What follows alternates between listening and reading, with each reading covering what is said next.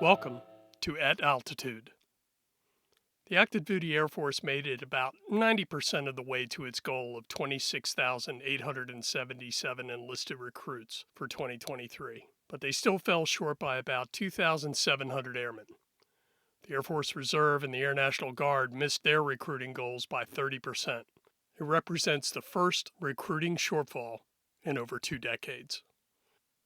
Only the Space Force, for which the Air Force Recruiting Service is responsible, surpassed its enlisted goal of 472 new Guardians. When Brigadier General Christopher Amrhein took over the command of AFRS in June of this year, he took a seat directly behind the 8-ball. Were it not for the dedication of his command staff and recruiters who quickly shifted to a wartime ops tempo, the numbers could have been much worse. But Amrhein knows this kind of surge is not sustainable by his recruiters. Other changes have to occur.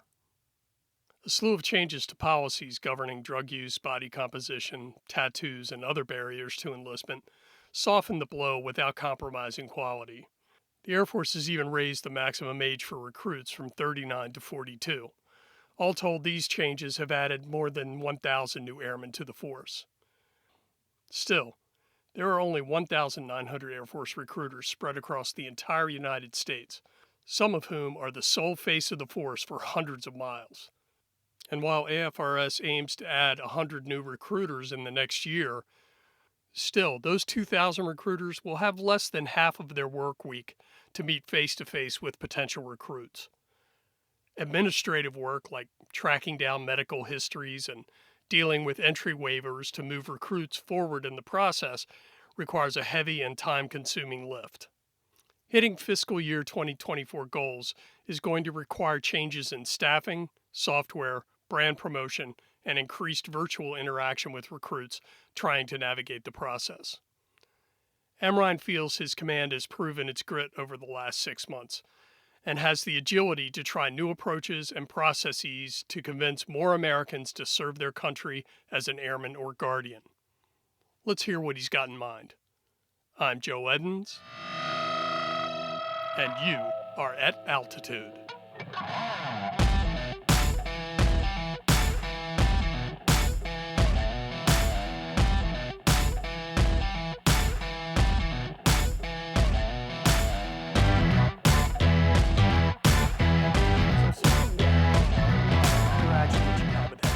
Yes. And I understand that you are the commander of Air Force Recruiting Service. Yeah.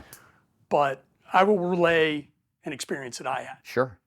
When you're around here Yeah. or around Right Pat, you can't shoot a spitball without hitting somebody that is affiliated with the Air Force in some way, whether Right. it be uniform, family member, civilian, what have you. Yes. There's places in this country where they not only don't know, but they don't know that they don't know. Right. And so I did a story about a guy who was running, a captain who was with the ROTC cadre at Cornell, and he was up there getting his PhD. Mm-hmm.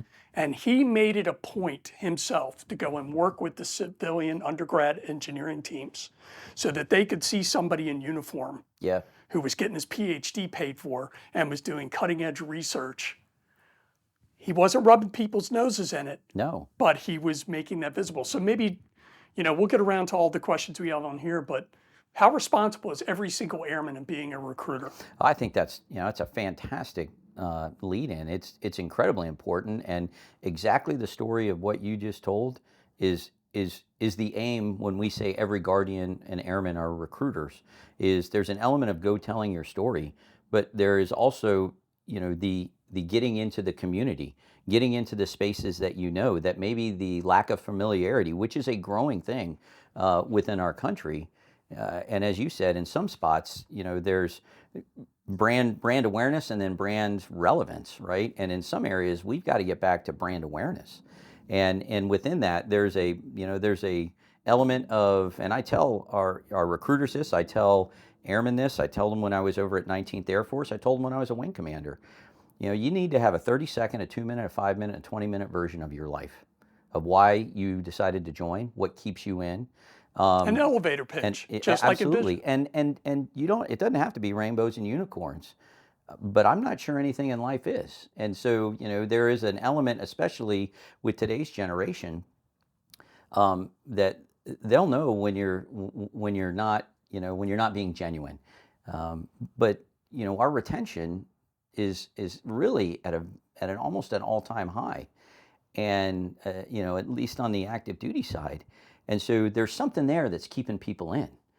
And that's part of what I would call the value proposition. But you've got to have, and we'll get to that in a little bit, but you've got to have this, when you're in the grocery store and somebody's in line and they ask you, are you in the Air Force? Heck, even in my flight suit, sometimes people go, are you in the Army? I go, no, I'm a pilot. I'm in the Air Force. Oh, how long have you done that? And you go into that version of the story, and is there anything I could maybe, are you interested? Is there anything, there? But then there's also an element of, just like you said with the engineer, that goes into very specific groups that goes, hey, you all are doing this cutting edge technology. The Air Force has invested in me to do this, or the Space Force has invested in me to do this. And there are opportunities that are there for you as well. If you're interested, there's the no kidding practical application of what you do, what I would call the targeted message, versus the general message to anybody that's out there. And they're two different discussion points, but they're all aimed at the same thing, which is to enhance brand relevance for our force and to show them that there are a lot of job opportunities that are there. Yeah, and also it's one of those things with getting the STEM talent. This is Yes. an increasingly, Air Force has always been on the leading edge technologically, but it's an increasingly more digital force. And being able to, I'm quite sure that there's a lot of, well, I think I'm going to go out to Silicon Valley and I'm going to get a great job at a gaming company. And the reality is they're going to be sitting there banging out just simple code for Lines of some code.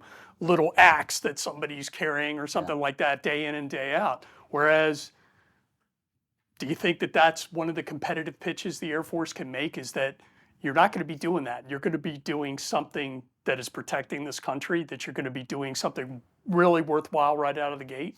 I think that is a huge element of it. And as I said, our value proposition is something that probably every element of industry or a profession has.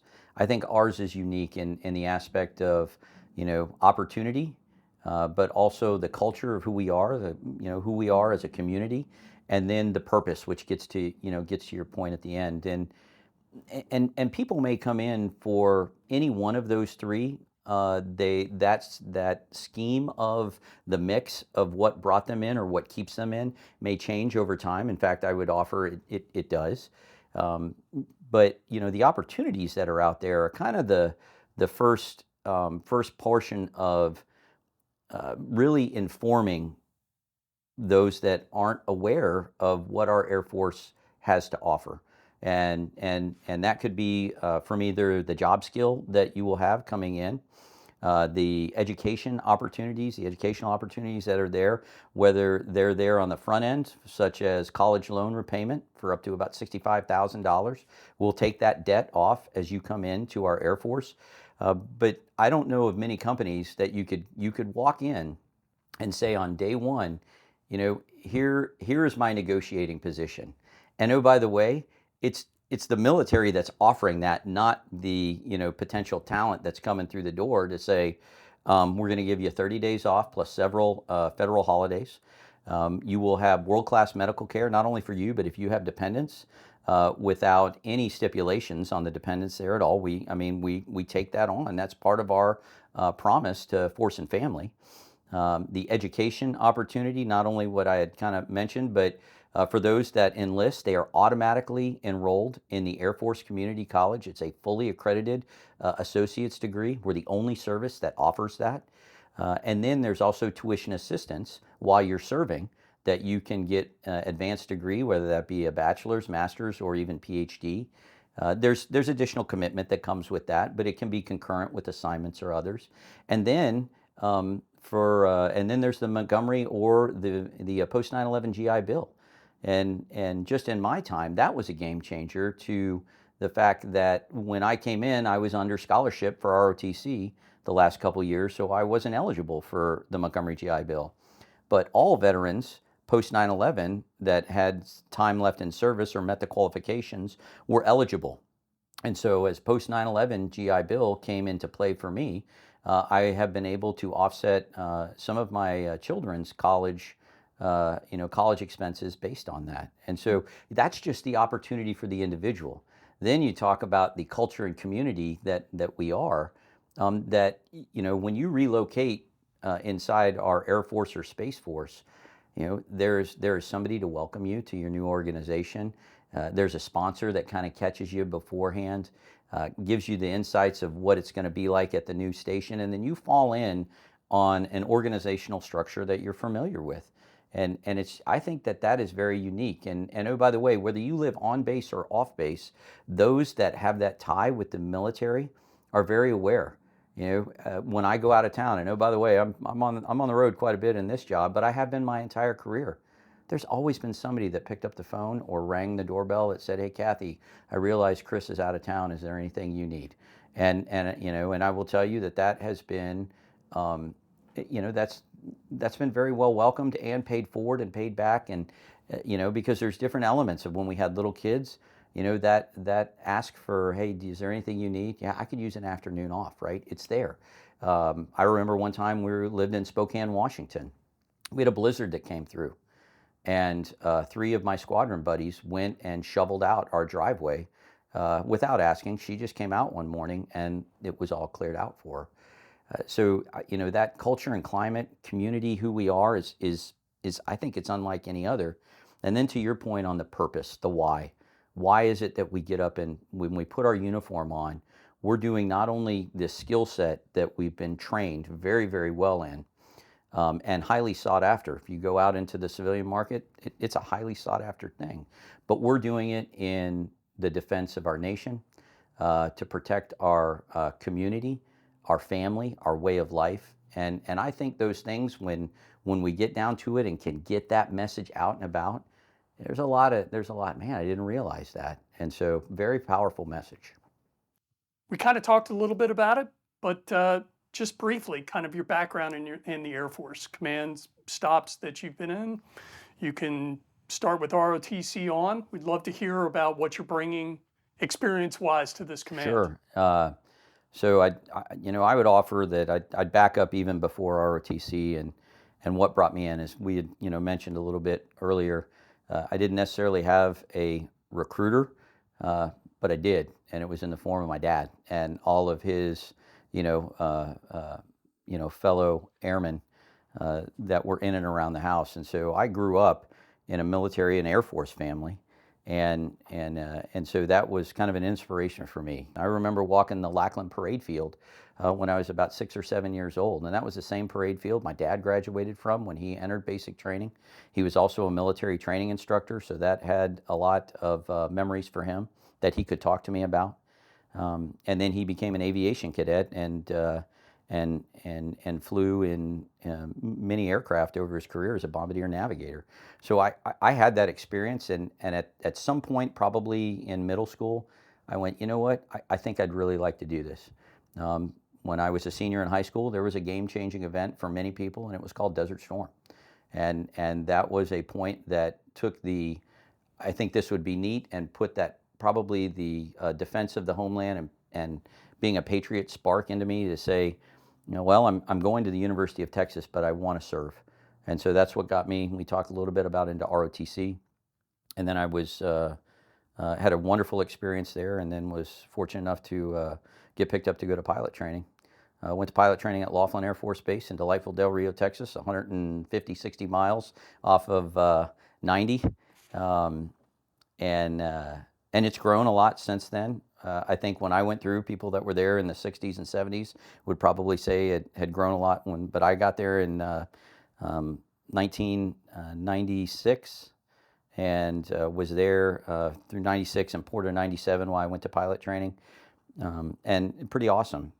I got to pay back some of those things to my dad. He saw me solo in a T-37 for the first time. He made the drive out there, saw me get thrown into the dunk tank.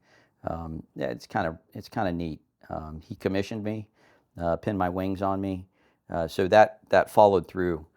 Fast forward, I went off to KC-135s at Fairchild Air Force Base in Spokane, Washington. And as I graduated from pilot training, I remember Gary Winneberger, Colonel Winneberger was a wing commander. We walked across stage and we got our wings and diploma and shook our hands. And he looked at me and he said, "Chris, don't be surprised if you're flying in combat within a year." And I'm like, this is 1997. We aren't at war with anybody. The Berlin Wall had fallen almost a decade earlier. And so I went, wow, that kind of hit me. And I went, yeah, okay. I'll flash forward after about a year of being a 135 co-pilot. I got a phone call in late March, early April of 1999. And they said, hey, we need somebody we're getting everybody out the door and we need you to go over to Europe. There's things that are kicking up over Kosovo right now. And I said, well, I kind of have leave on the books. My in-laws are coming in.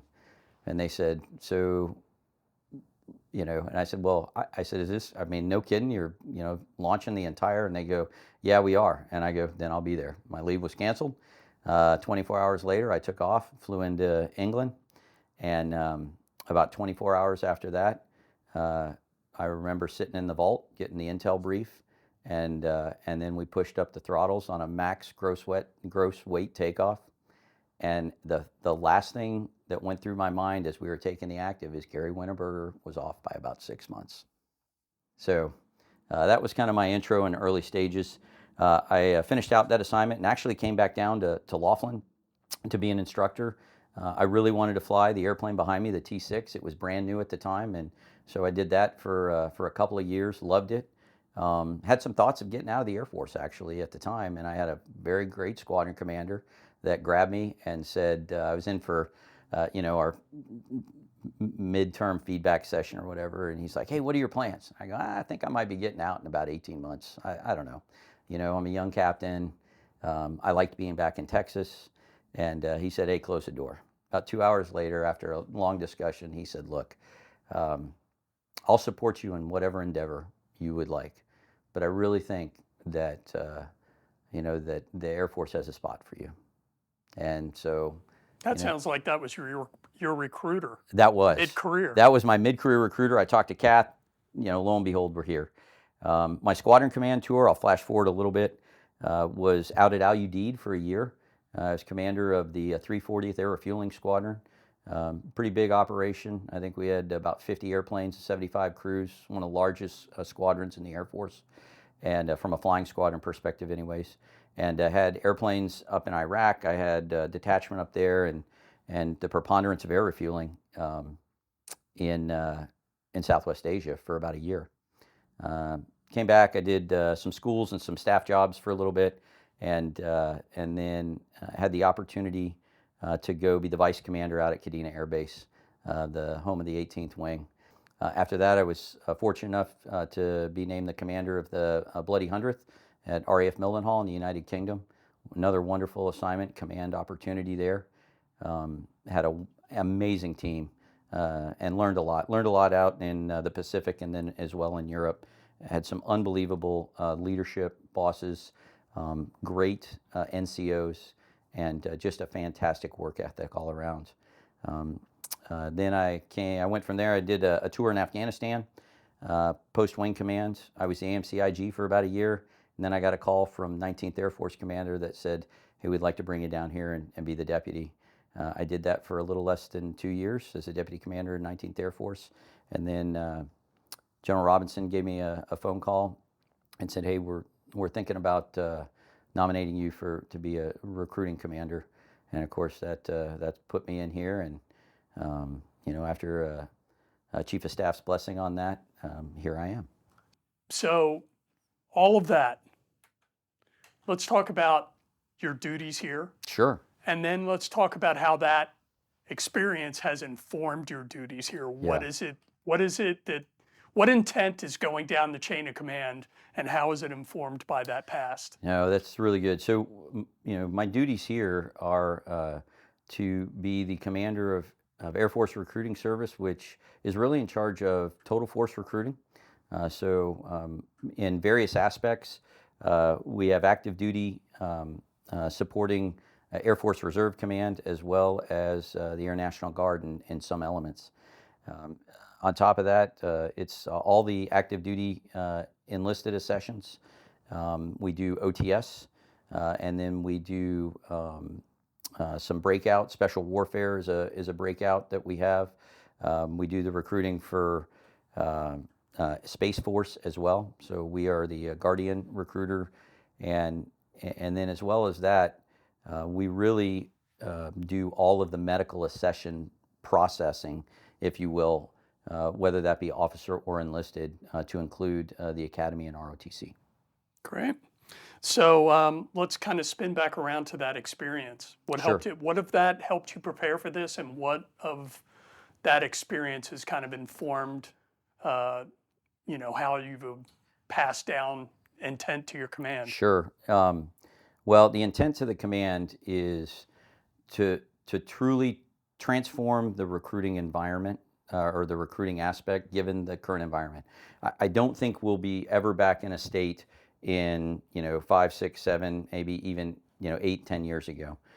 We've got to be able to understand the new paradigm, be able to put either virtually or physically faces and spaces that we may or may not have been before. But also, it is to take this total force concept and make it to where we really are integrated to the maximum extent possible. And I think my predecessors have really put us on an unbelievable path. And my aim and guidance from General Robinson was to take that baton from General Thomas before me and take it farther down the field. And so our mission and vision statements are captured to focus on total force recruiting for Air and Space Force, and in an enduring presence. So, and the reason that word enduring is important, that it is the enduring service of choice, is that there are opportunities past your first, second, third assignment for those that want to go to the Guard or Reserve. And so we want to make sure that we are supporting and in that role to educate and communicate and support our reserve group that is tasked with that from the reserve side, and then support the Air National Guard in each of their states as the best we can to be able to provide that. So that's a little bit of what my intent is to do. But let me ask you about this, though, if you could go one step, and if this Sure. is out of the lane, that's fine. But you're talking about the Joint Force and supplying for the Joint Force. But with AFRGEN, we're really talking about, or the total force, we're talking about the Joint Force being able to make airmen who can interact across the spectrum Sure. of the forces. Because as former CSAF Goldfein used to say, I'm not coming at you with an F-35, I'm coming at you with all of it. That's right.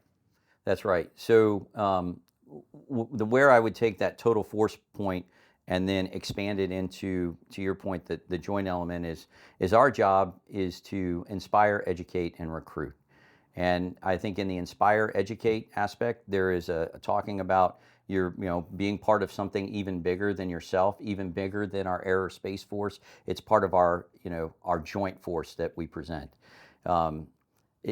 Do we necessarily prepare them for that? I think we do an education piece in it, but really our job is to fill the seats so that 2nd Air Force can get them trained. And then when they get to their operational units, they will learn the joint interoperability. And so that we are step one in really combat readiness. Combat readiness begins with recruiting. Great. So let's kind of spin back then. What in your past experiences has informed? So I think one of the things that really prepared me coming in here as best as it could was when I was at 19th Air Force, our job was pilot production, all aviator production, to be honest. But there is a challenge there. And so understanding how to be creative on opportunities, levers we could pull to expand production, was what we really focused on hard at 19th Air Force. So coming into this seat, I had that lens set of it's production, but now it's production for the entire Air Force. How do we do that? How do we get for those in the Air and Space Force to make sure that we're recruiting the best talent that we have, and that we get them into seats as quickly as possible? So there was a kind of a little bit of, hey, I can relate here. And so you can go, hey, when we say we need to think outside of the box, or I'm okay with a blank canvas, and let's try some levers to see where we can go with that. And if they don't work, okay, let's find it out early, but let's not leave anything, on the cutting room floor Did to you do get that. at 19th? Did you get that fail forward, fail fast, fail Abs- forward kind of thing Absolutely, plugged in? we did. It was really big, and uh, and I think the pilot training transformation that occurred, and I had an opportunity to be a part of. Let me be clear that was something I fell in on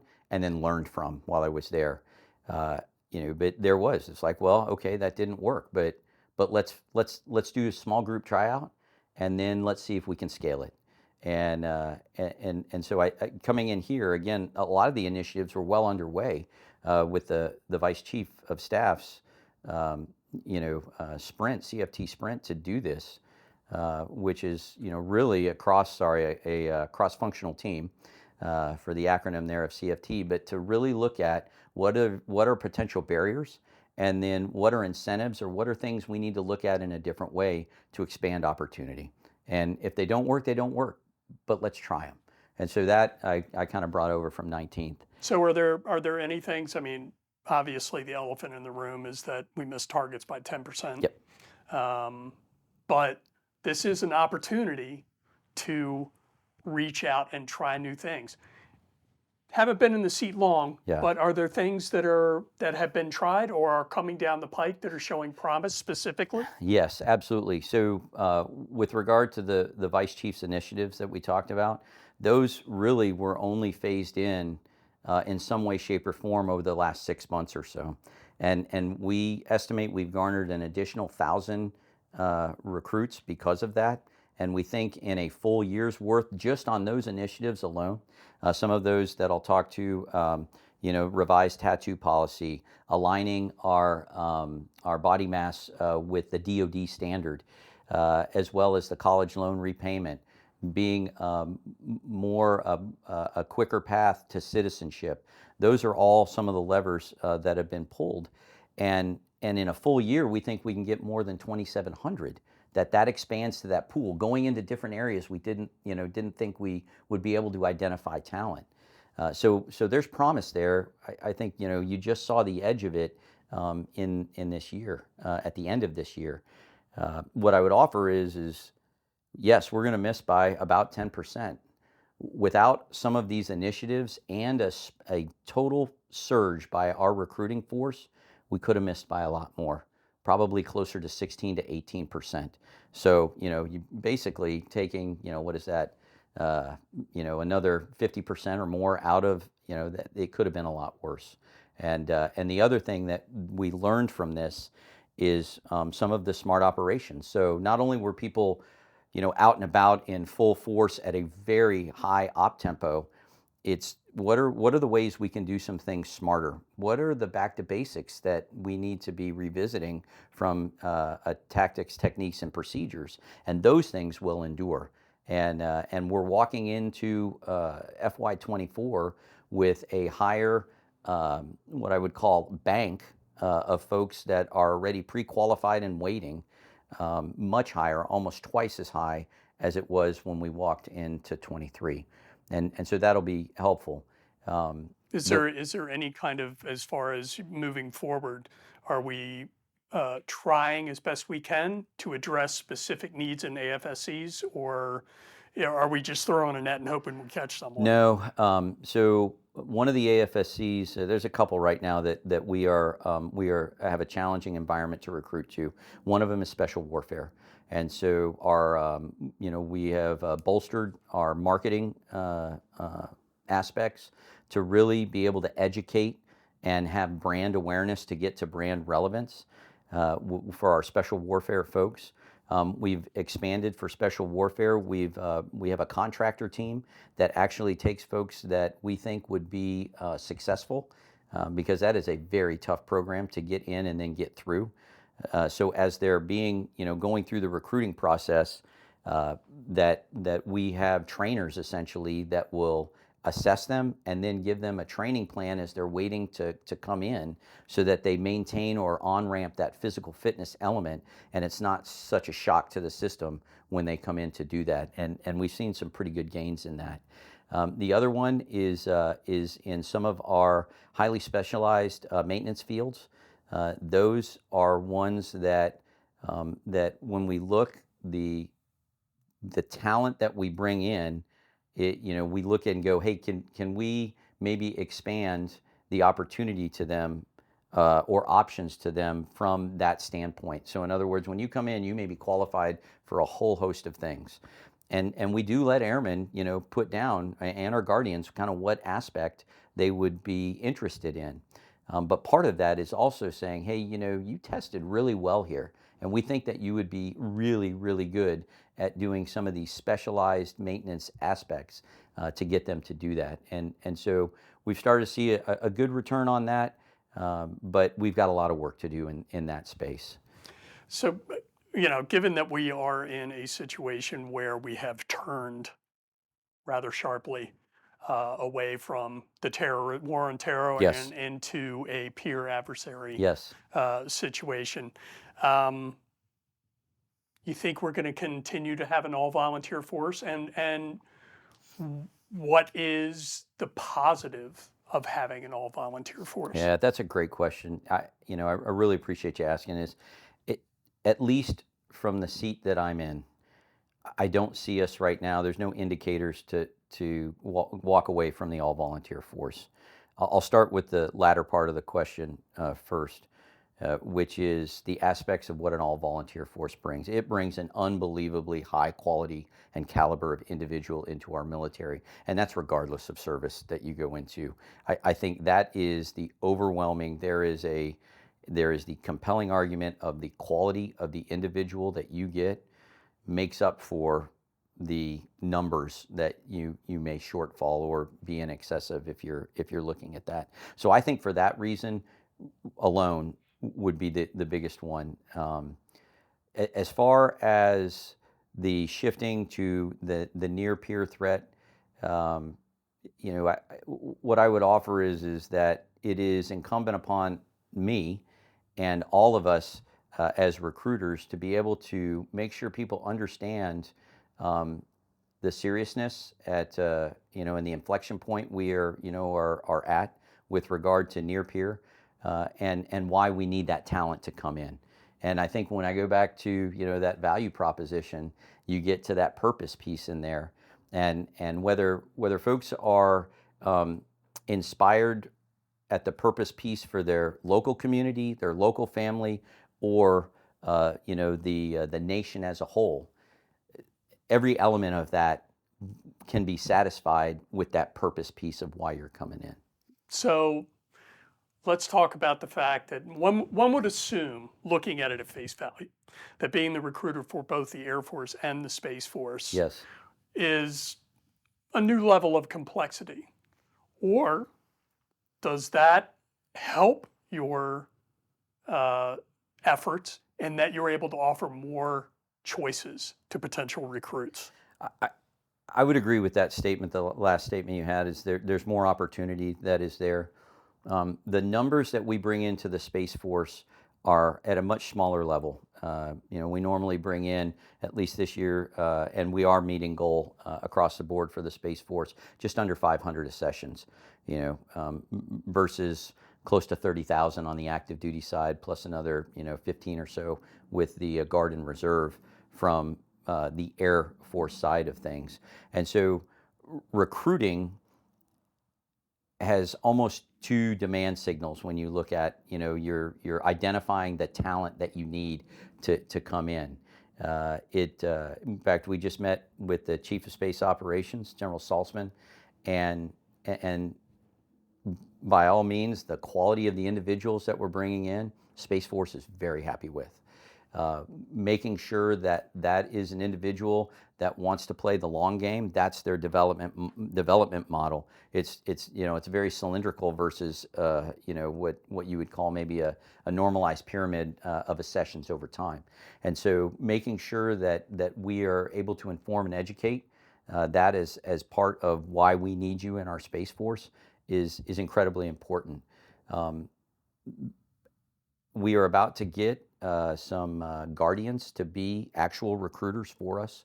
It is something that is absolutely welcomed given the small footprint, recruiter footprint overall the Air Force has compared to the other services.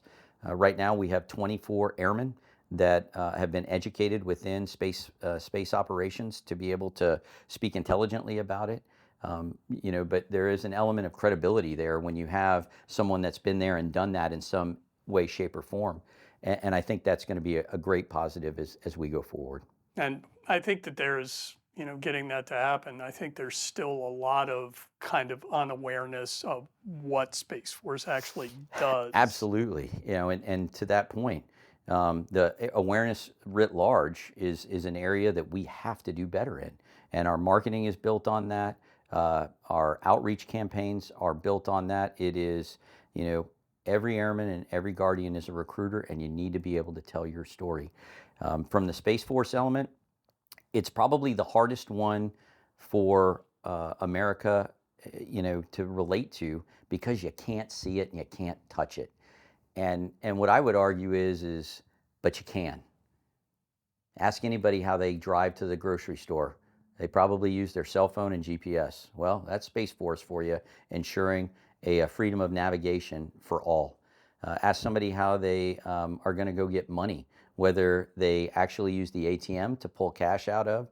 That has an element of Space Force in it, or your banking system writ large, all in Space Force. How we communicate is all through. All of that has to be protected. And so just because you can't see it doesn't mean you can't touch it, because it is part of everybody's daily life. And that has nothing to speak to, the actual, the space launch missions that happen out at our Delta wings on the East and West Coast. There's just a whole host of things. There is a myriad of objects up in space, I'm sure you're familiar with, called space junk. Well, you got to track all that,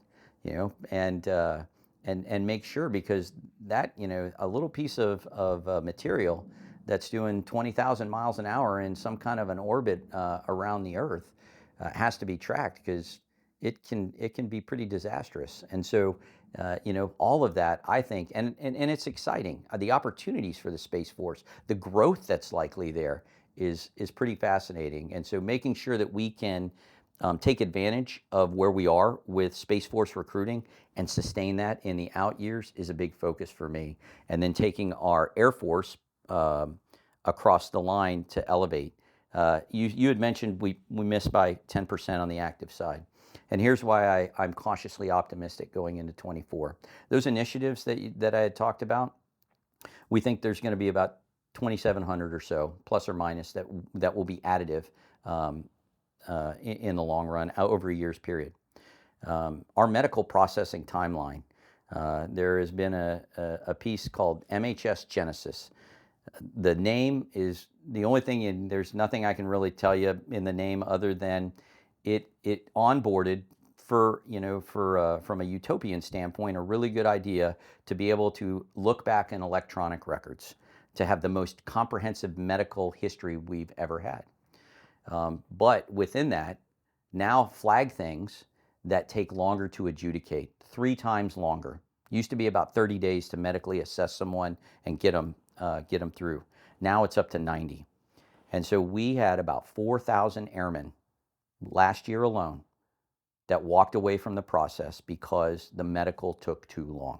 That is why the first thing coming in for me was, how can we get after medical accession timeline? What can we do within my space? We have some medical contracts that are going to come online to help take that piece out of the recruiter aspect, the back and forth between the medical processing center and the member, and get it into someone that is familiar with medical terms, that has access to medical records, and can help screen and condense that a little bit. I've also challenged our surgeon, who does the medical accessions waivers for all, to expand and look at where it is smart and or make recommendations if it's above my level operationally to accept risk, where we can waive things to get talent into the Air Force. And so those two things alone, 2,700, and I would offer that with our waiver rate right now at about 65 to 70%, we had 4,000 that walked away. Even if we got half of them across the line, all right, now we're talking 4,700. Smart ops and some other things where we're starting to, get ourselves bolstered, expanding the recruiter network.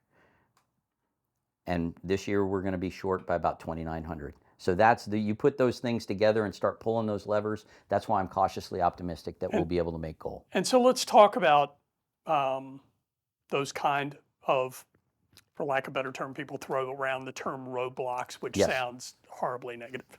But there are roadblocks. And not only just the face-to-face, but how does technology come into that? Sure. How does AI come into that? You bet. Being able to make these processes more efficient and faster. Yeah. I will tell you that technology is an enhancer and a game changer for us. Our Air Force Recruiting Information Network, AFRS is its nickname, is a really old system. And we actually just went on contract to put AFRS 2.0 in place. It'll take a couple years to onboard, but it has the ability not only to process information, but take it from multiple sources much quicker, be able to communicate with the recruiter and to the various touch points within that process that need to occur, that we think will gain efficiencies in excess of 25%. The other thing with regard to technology, I said we have a pretty light footprint. There are about 1,800 total force recruiters on the bag or on the line every single day. And I will tell you that if we need to be in more spaces. And one of the ways that we've figured out to be in some of those spaces is called the e-recruiter. And it is literally a virtual recruiter that takes leads, we call national leads. They go through a refinement center. All right, that's all off of technology based because it's not recruiters that are doing this. This is an external piece that comes in and looks and says, you know what, these leads are now ones that we would think are very highly competitive, and then gets it to an e-recruiter. And an e-recruiter will take that and get it all the way up until you're about ready to go to MEPS and ship. And so I've challenged the team of how much can we expand it. We had initially 5 or 6. This year we grew to 21. And I've asked what is the limit that we can expand that to. And I haven't got the answer yet back, and I'm really excited about that possibility because it takes that and really bridges where we can't be or because of bandwidth, we can't be in 2 places at once. So that's a great opportunity within technology that we're looking at to expand our recruiter network. I know that there's a lot of legal things that can and cannot be done as far as data acquisition, but Yeah. is there anything technologically wise to target recruits for needed AFSCs? Yeah, I will tell you I'm not a fan of the word target, but really within our marketing strategies, there are elements that we start to find traits, just like any of the other marketing aspects that are out there, that then start to identify these traits that go, hey, you might be fit, and a good fit for our Air and Space Force. And so how we can expand on that, and it doesn't always have to be technological.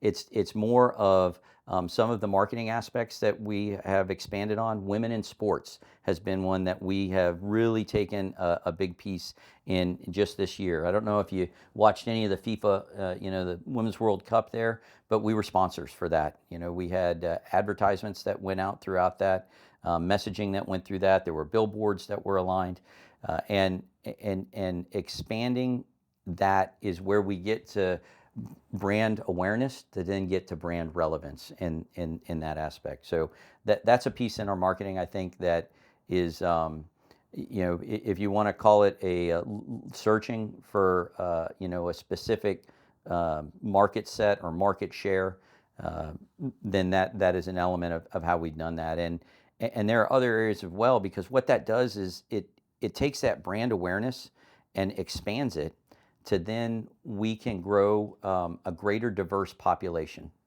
to come into our Air Force, inspire them to come into our Air Force. My message every time I talk to anybody is you can be anything you want in our military. You can be anything you want in our Air Force or Space Force. We are a meritocracy. And so don't ever let anybody say, that's not for me, or, that's for you to choose.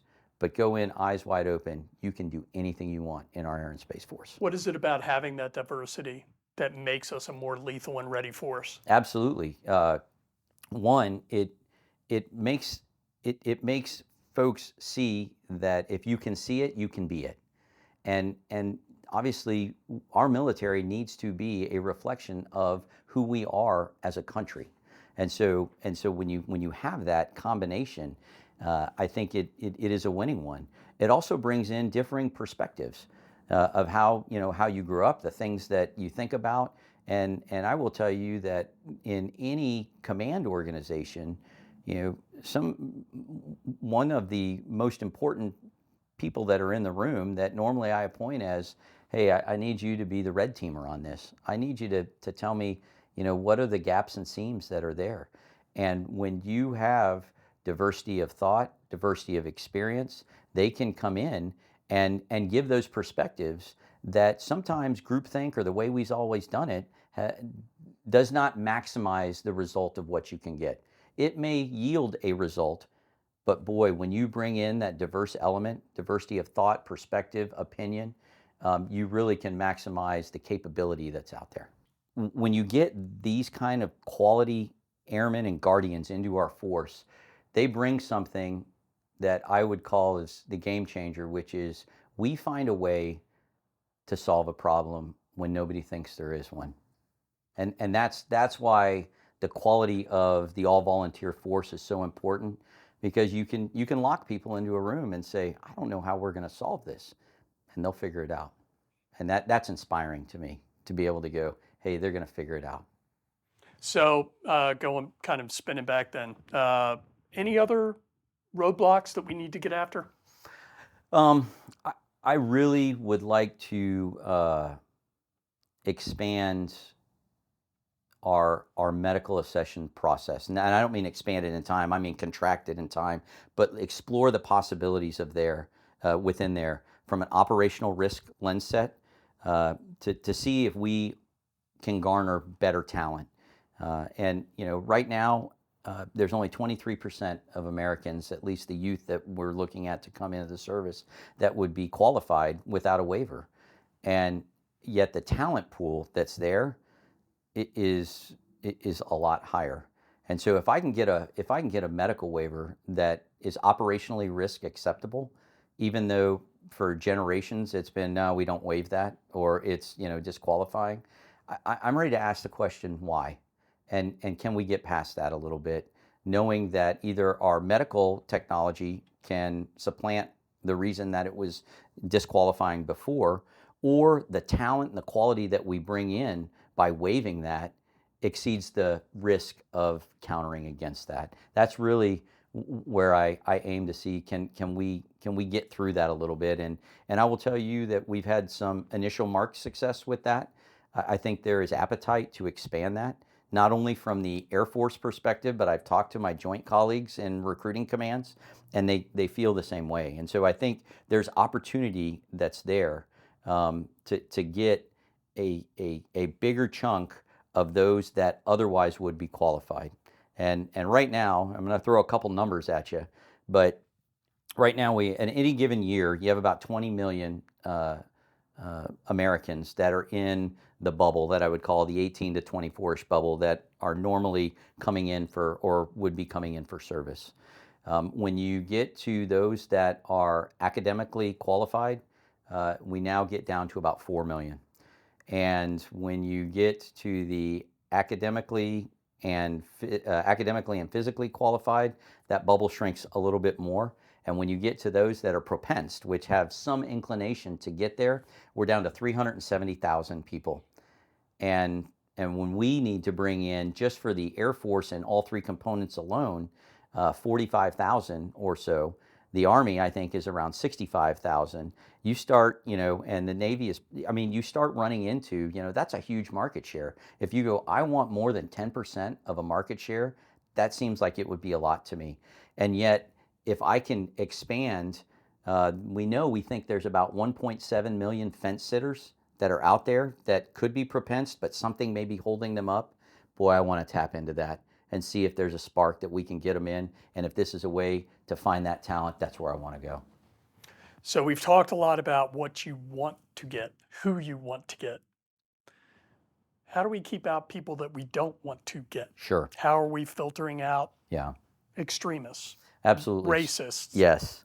So there is a very robust, vetting process when those that are coming in to be recruited as they go through, just like there is for medical. And that, that background review, if you will look at, criminal records. It'll look at, drug use records. It'll look at any affiliation or identification with extremism to make sure that those individuals are not coming into our service, and multiple checks along the way. It's not kind of a one and done, especially with the extremism aspect. There are multiple pieces that go through that go through the vetting process, and so I have pretty good confidence, really high confidence, that the screening for that aspect is where it needs to be. Any other technological things like AFSEP? Anything you want to go over? I think we touched on a good bit of it. I think there is opportunity with artificial intelligence in trying to understand maybe habit patterns of what would identify someone as marketable to come in, so that we can get to maybe some untapped areas that are out there. I think that is pretty huge. Maybe not technological, but one of our lines of effort is to really expand the total force recruiting network. And that goes beyond, when you hear total force, you think of the Guard and the Reserve and the active duty combined, they make the total force. But what I would offer is there are partnership potentials out there with organizations that are ready to help. AFA is one of them. They have started a recruiting task force to be able to understand the environment and then plug in where it helps, or where there are possibilities. So we're in the early stages of what that relationship could blossom into, but I think there's a lot of possibility there. And we're talking about an organization that has over 200 chapters across the United States. And so very much plug and play with local recruiting offices or with squadrons. And so there's an element there. I was also thinking about, like the Aim High app or their. Oh, yeah, you're right. Thank you. Thanks for bringing me back on No that worries. from technological.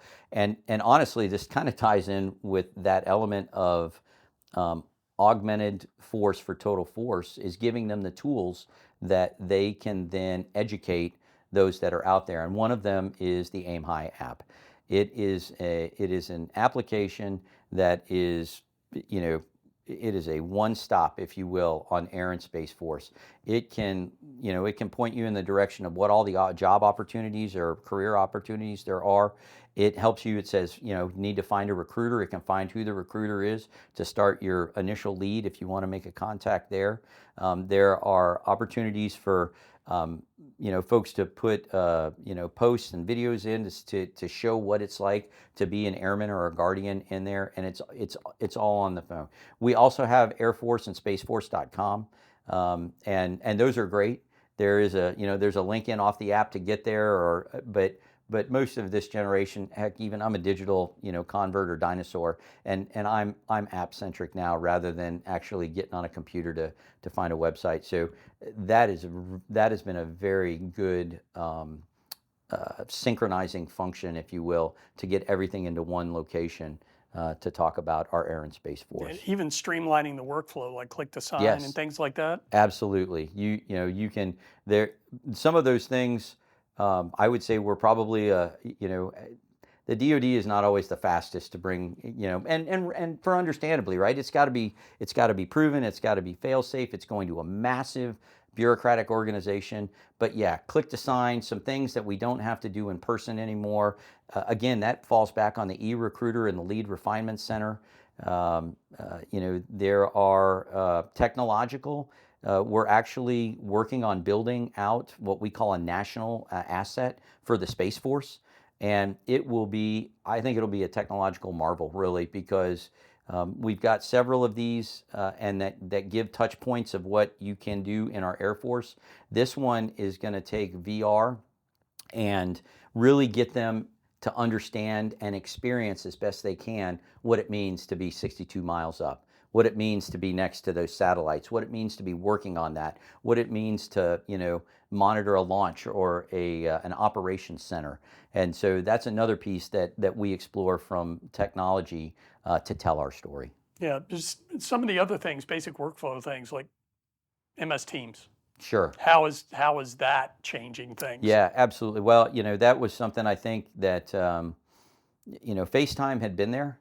And I'm not, trying to say I'm, with regard to Apple or anything else, but it was there. What it took was a COVID environment to then figure out how are we going to communicate, whether it's MS Teams or any of these other, video technological services that prior to that, honestly, were some big monstrosity in a conference room rather than, or, and now it's like, hey, it can be hooked into your your desktop, and then all of a sudden now we're at laptops, and now you're on your mobile device, and so the expansiveness of that has been able to bring our team together to be able to have recruiters talk, because they keep up with their recruits as they go through that process. It's not a one and done. They keep up with them. They tell them about the experiences, how are things going, and rather than to have an appointment where you have to bring somebody in, you can do a virtual appointment. You can do those while you're traveling from place to place rather than being in the brick and mortar facility. So is that a message not only that's passed on to your recruiters, but that they pass on to their trainees, is that we have this resiliency, the ability to take something that is a terrible hurdle Sure. across all of society and come Yeah. up with answers to make things work? I think it is. I think writ large for our nation, coming out of COVID, we learned a lot. One, it gets back to that point is we as Americans, we're resilient. We'll find a way to succeed. Doesn't mean there's not going to be sacrifice, but we will find a way to succeed. And we were successful in persevering through that. And then we took the lessons that we learned from any challenging situation, how can we apply that going forward? And so, we've expanded that. I am a huge fan of face-to-face. If I can have a face-to-face interaction, I'd rather do that. If I can do it in person, I really like to do that. But the reality is that's tough. There's only so many hours or minutes in the day. And when you have that, it expands your ability to talk to 3, 4, 5 people, where in the olden times, maybe you only talk to one. But still, the face-to-face thing is fantastic, but, things like the enhanced counseling, I mean, how does that kind of marry in the technology, marry in with that ability to have a face-to-face discussion with Yeah, potential I think recruit? I think it's part of that, when you have those counseling sessions that go along, again, having to be able to do that, where even if you could have done it on a phone call previously, now when you can do it virtually and see the person, you can judge their nonverbals, you can see what concerns they have. If there's multiple people, if there's parents in the room that have questions, they can bring them up rather than, I think that's fantastic. And it builds that confidence, because we are the first touch point for people that are thinking about coming into our Air and Space Force. And it's incredibly important for us to communicate to them that they're joining a family. They are joining somebody that is going to take care of them. And that message starts from when they, have that first contact to when we ship them off. And then they're going to go to their BMT family, and they are going to have this connection point. Then they go to their tech training family, and they go to our operational family. I think that's important. I mean, I remember when I was a squadron commander, I was deployed, and so I got constant fill of deployed forces. And I asked if anybody wants me, I would write letters home to the parents, the spouses, the, brother, sister. I go, hey, it is I have a mission to do, but it's my job to ensure that I care and feed for your member that's serving, and I will do my very best. And I just wanted you to know I got them, and that message resonates. Our Undersecretary of the Air Force was just out at the Pocono 400 race, and at NASCAR, which we are a partner with. And she was speaking to a group of airmen that were getting ready to swear in. It's calling Depping In. And before she did that, she had an opportunity to talk with them. And it wasn't just them. Their parents were there. Their family members were there. And she had that exact same message. Hey, they're coming into our family. I realize they're going from your family into our family, but we got them. And I think that's an important message that starts from the word go when we meet them. And you mentioned that in terms of BMT. So how, in the intake portion, are we preparing them for the stressors of Yeah. going through this, which may not be something that they're used to? Sure. So that constant communication, I think the point that you had these touch points that the recruiter has with the member as they're going through the process to lay out expectations so that they understand that they will get, that despite their concerns, there were 29 or 30,000 other folks that are going to take that same journey as you are, and you won't be alone in that. I have been out to some field visits just in my short time, and I've asked that same question. And some of the units that I've been to explain that they have orientation days where they will get folks and they will show them what day one could be like getting off the bus. So it takes that animosity down a little bit. I grew up in a military family. I still remember getting off at field training. I was nervous as heck, and the MTI jumped on the bus and was very loud in his communication. But it was to affect a point that we needed to move with a sense of purpose. So there are some of those things. The reminder of physical fitness and how important it is, not only to prepare you for what's going to be expected of you in basic training and, quite frankly, your military career, but also that builds an element of resilience in itself. So we're talking about resiliency. Your recruiters have their own set of stressors Yes. involved. So how are we taking care of them? How are we keeping them resilient? Yeah, absolutely.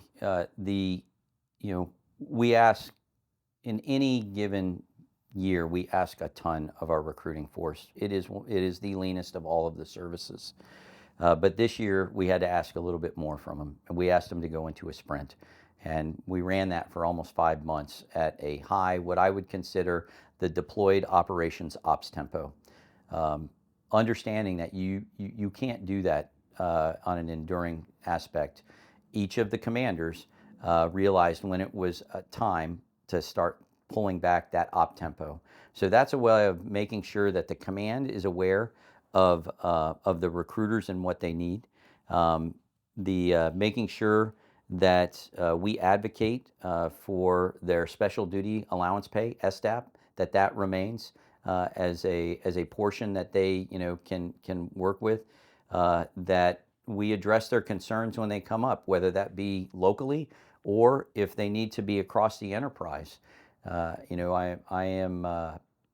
am really, I won't say concerned, but it is on my mind to make sure as these that are out and alone and unafraid in places that we don't have large base or military presence, where there are medical treatment facilities, that they have the access to the TRICARE providers that are in the area. So that is something that's on my mind, to ensure that they can get the medical care that they need.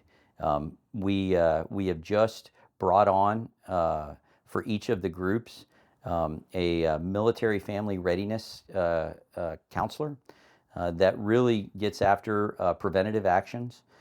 It's a start to get one placed at each group.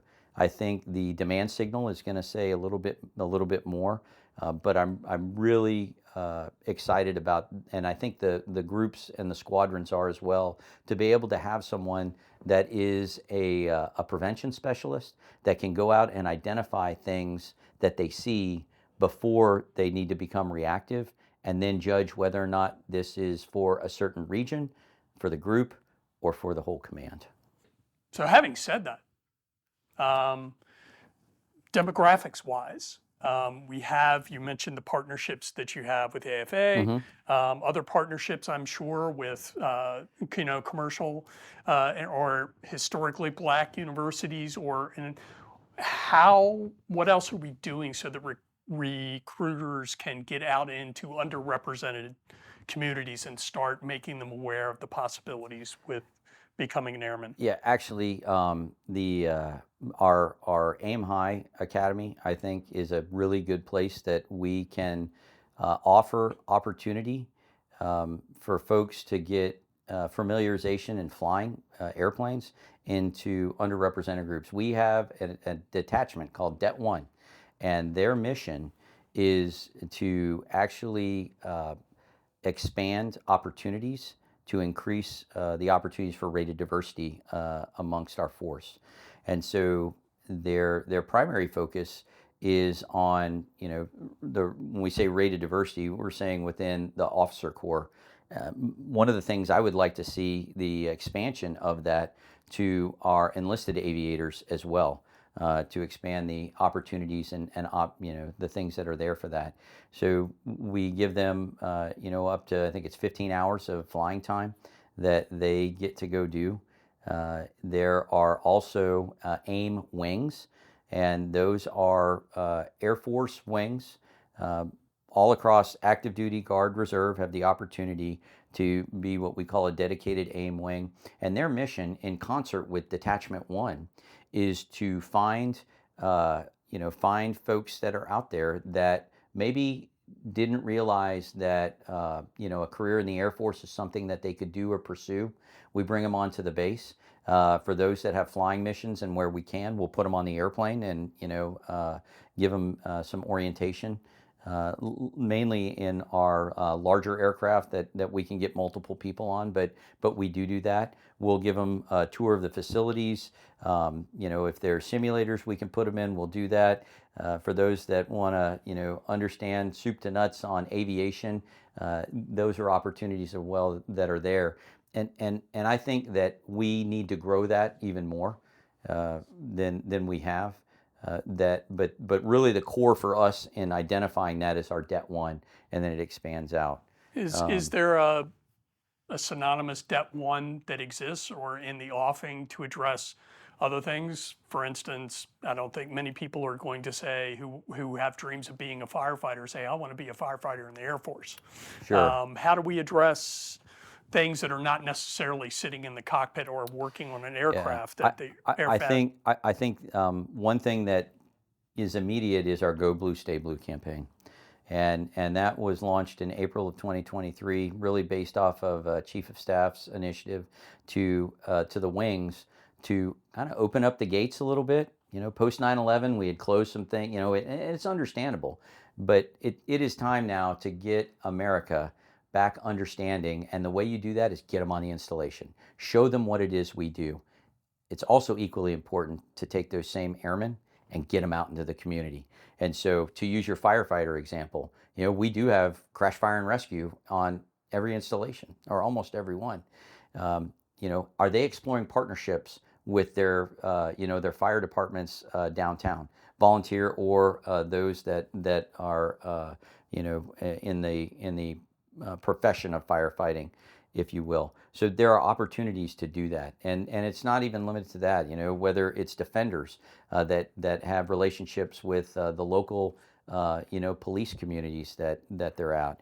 For our engineers, you go back to your topic of the university student that was in the Air Force and was going through an advanced degree for engineering.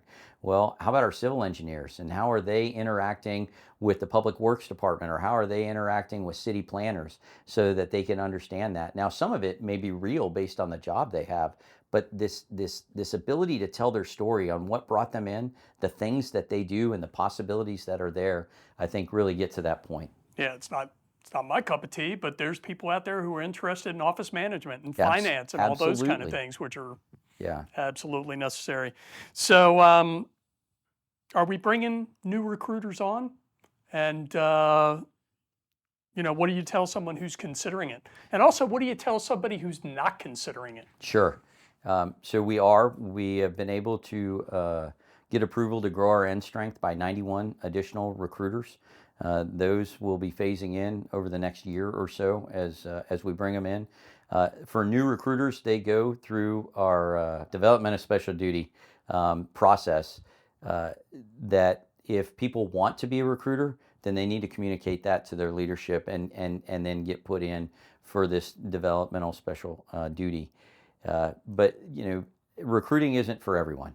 And so there's an element of, when we do this and we review, making sure that we're identifying the right talent, so we don't set somebody up that may not be the best fit. Now, it's not to say that some people may come in and not think they're going to be good at it, and they end up being exceptional at it. Our schoolhouse will get them there for that. And when I say our schoolhouse, it's really 2nd Air Force Major General Edmondson's schoolhouse that gets them prepared for that. But if folks want to volunteer, that's the opportunity, is to go through the DSD process. We also recognize that that talking to someone that is maybe more in their closer to their age can relate a little bit better, and so we've started to move staff sergeant, and we're actually opening back up again for select areas and select airmen, senior airmen, to come be recruiters should they want to.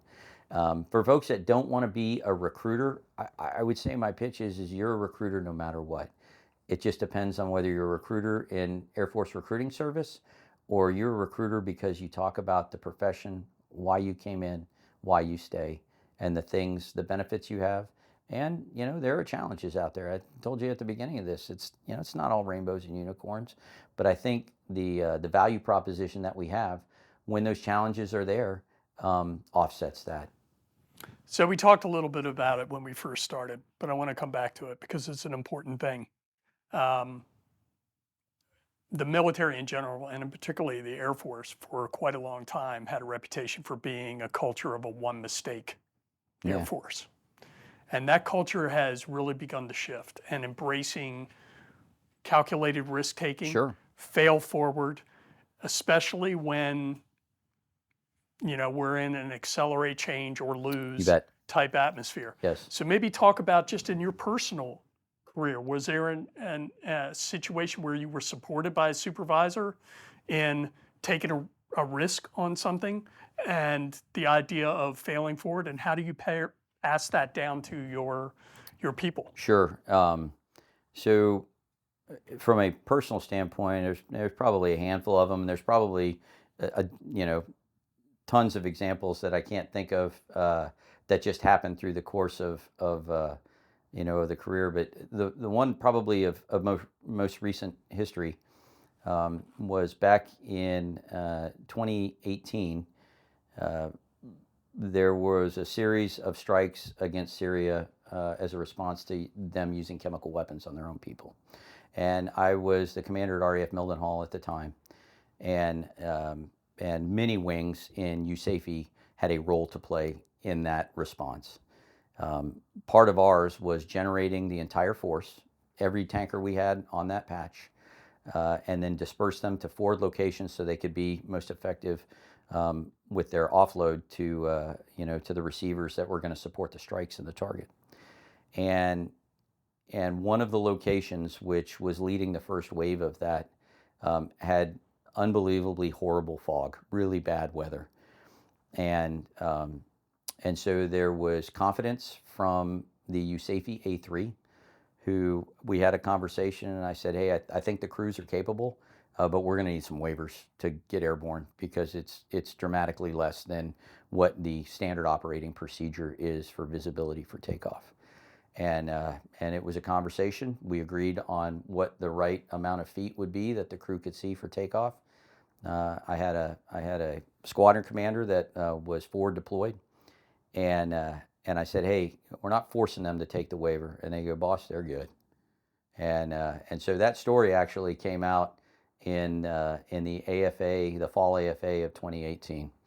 And I will tell you that taking the risk to do that was absolutely worth it. I will tell you, it could have turned out really bad. But there are some elements in that operational risk calculus when you're talking about leadership support of you, and then you banking on your airmen, is you trust in the confidence that they have been trained exceptionally well, that they are ready to accept the challenge, and then you've got their back in case something happens. And so that is probably one at probably a little bit later in my career that had that element to it. And it was supported all the way up the chain. It was kind of like, You know, and when you look at the pictures, you're like, man, I didn't know but it was the right thing to do. It was operationally risk approach, and they got the job done. And so that experience that you've had, is Yeah, that something that you instill in your people here? absolutely. You know, the piece in that is it, let's go ahead and see how it works. Let's take the operational risk. What is the cost benefit in doing this? And if we can go in there and get that, then I think that's absolutely where I want every subordinate commander to be, is and then they have to tell me the why, right? If you can tell me the why on things, and that's my commitment to the airmen too, that are within AFRS or any organization, is I owe you the why of what we're doing.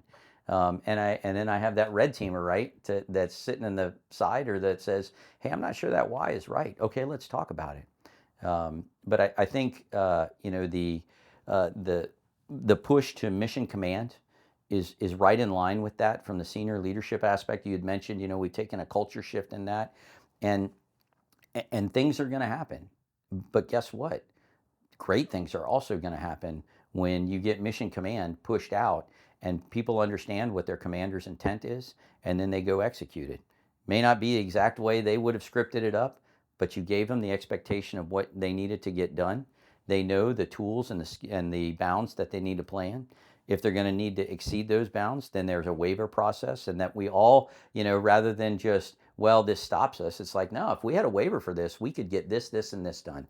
And that's where I want the team thinking, and that's where they are thinking. Okay, so we're up against it. We got to get you back to your life, Yeah. but there's one last, and I think the most important question. Okay. Okay? Yes, sir. It's not that one that we talked about before. The most important question, quite frankly, is prefaced by this. We do our research, but we don't know what we don't know. Mm-hmm. So, what should we have asked you that you want future recruits or your recruiters to know about the Air Force? Well, I would start with, you know, the fact that we our military awareness has just, it's really had a chasm over the, even my time in the military.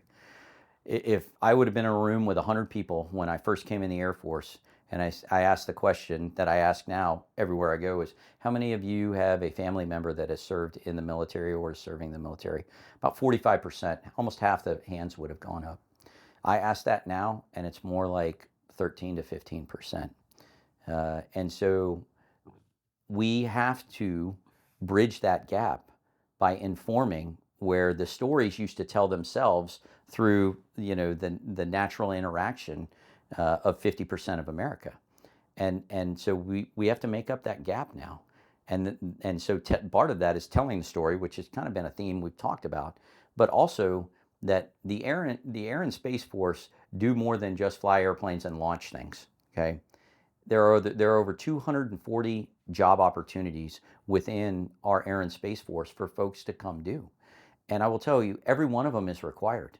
You know, I tell that story, that one about risk and how we had to get all the airplanes out in very short order. Well, that starts with a phone call that comes in to an AFSC in the command post.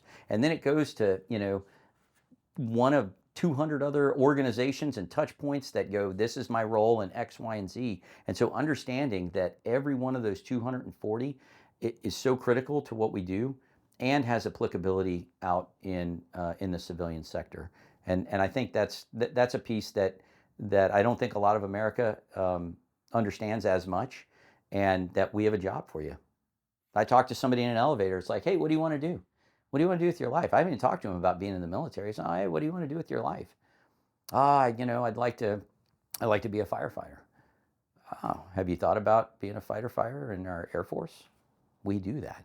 And we do it in some pretty cool locations. We do some pretty great things with it. So telling those stories is very important, knowing that there is a delta just in my time in the Air Force on the interaction and familiarity of our military. We are in the profession of arms.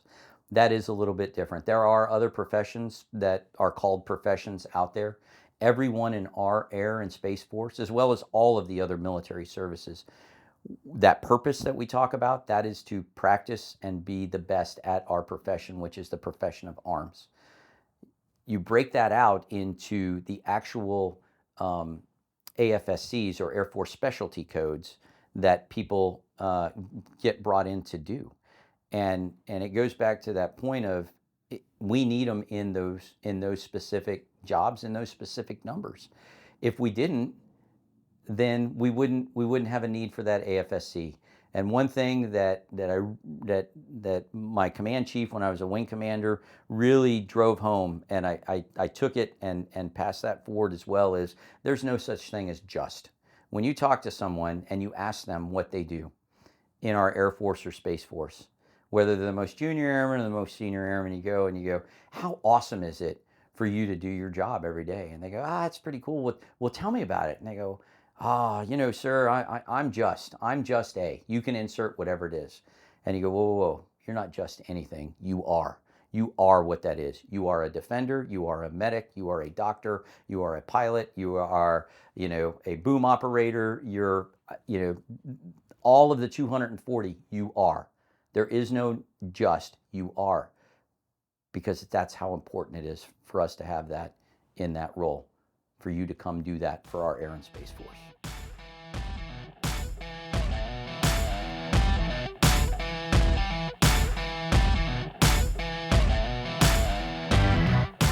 And that's it for this episode of At Altitude. My thanks to Brigadier General Christopher Amrhein and all of the Air Force Recruiting Service working every day to supply the very foundation of the force of the future, new United States Airmen and Guardians.